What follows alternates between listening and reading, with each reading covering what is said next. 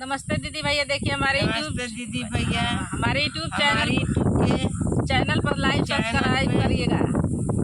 Subscribe करिएगा, आगे बढ़ाइए, सब आगे बढ़ाइए। हाँ आगे बढ़ाइए और शेयर करिए। करिए। देखिए हमारा गीत कैसा लग रहा है। हमारे तकिया गीत कैसा लग रहा है। हाँ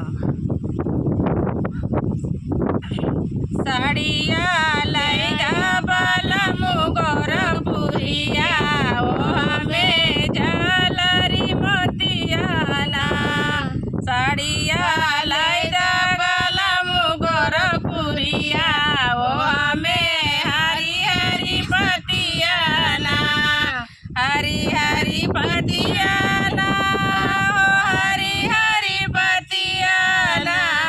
साड़िया लैगा बालमु गोरपुरिया ओ